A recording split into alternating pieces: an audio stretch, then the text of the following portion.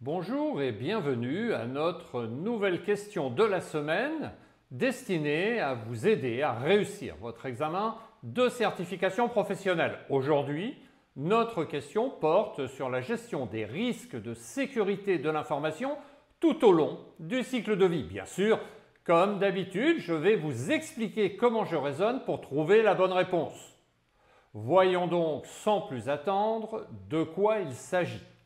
La question est la suivante. Lequel des éléments suivants constitue le plus grand risque résultant d'une politique qui définit de manière inadéquate la propriété des données et du système? Réponse 1. Les recommandations de l'audit pourraient ne pas être mises en œuvre. Réponse 2. Les utilisateurs pourraient avoir un accès non autorisé pour créer, modifier ou supprimer des données. Réponse 3. Il n'existe pas de coordination de la gestion des utilisateurs. Et réponse 4. La responsabilité ultime, l'accountability spécifique des utilisateurs ne peut pas être établie. Cette question n'est pas très difficile, mais il y a comme souvent un mot-clé.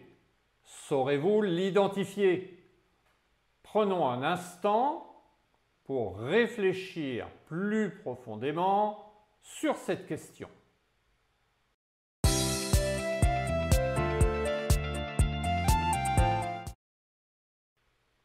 Alors, ce mot-clé, vous l'avez trouvé? La question parle de propriété des données définies de manière inadéquate. Cela signifie donc que soit les données n'ont pas de propriétaire assigné ou que le propriétaire désigné n'est pas la bonne personne. Réfléchissons donc par rapport aux responsabilités, aux accountabilities d'un propriétaire de données. D'ailleurs, pour plus d'informations sur ce sujet, je vous invite à regarder la vidéo publiée dans la série Le Terme du jour sur cette même chaîne. Essayons d'abord d'identifier les distracteurs. Il s'agit clairement des réponses 1 et 4. Réponse 1, une politique qui définit de manière inadéquate la propriété des données et du système n'affecte généralement pas la mise en œuvre des recommandations d'audit, en particulier parce que c'est le rapport d'audit qui attribue des propriétaires aux mesures correctives à mettre en œuvre. Et ce ne sont généralement pas les mêmes que les propriétaires des données et du système. Donc cette réponse est complètement fausse. Réponse 4. La responsabilité ultime des utilisateurs, c'est-à-dire leur accountability, est établie en leur attribuant des identifiants d'utilisateurs uniques et en suivant les transactions qu'ils réalisent. Cette réponse n'a donc aucun rapport avec la question posée. Elle est donc complètement fausse. Il nous reste les réponses 2 et 3. Réponse 2.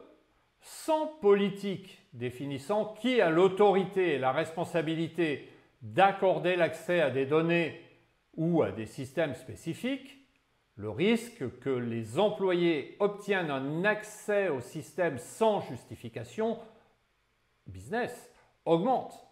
Les objectifs business sont donc clairement mieux soutenus lorsque l'autorité d'accorder l'accès est attribuée à des personnes spécifiquement désignées. Cette réponse est donc a priori satisfaisante. Mais voyons quand même la réponse 3. Réponse 3. S'il est tout à fait vrai qu'une politique qui définit de manière inadéquate la propriété des données du système affectera la coordination de la gestion des utilisateurs, le plus grand risque reste quand même d'accorder un accès inapproprié aux utilisateurs. Cette réponse est donc correcte, mais moins bonne que la réponse 2. Et la meilleure réponse à cette question reste donc la réponse 2. Si vous avez trouvé cette vidéo utile, n'hésitez pas à cliquer sur le bouton like et à nous laisser un commentaire.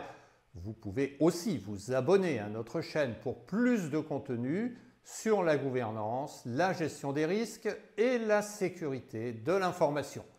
N'hésitez pas également à visiter notre site web www.dta4pro.fr sur lequel nous vous proposons de nombreuses ressources complémentaires pour préparer à votre rythme et réussir votre examen de certification professionnelle dès votre première tentative. Pour ma part, je vous remercie d'avoir regardé cette vidéo et je vous donne rendez-vous mardi prochain pour une nouvelle question de la semaine. D'ici là, passez une bonne semaine et à très bientôt.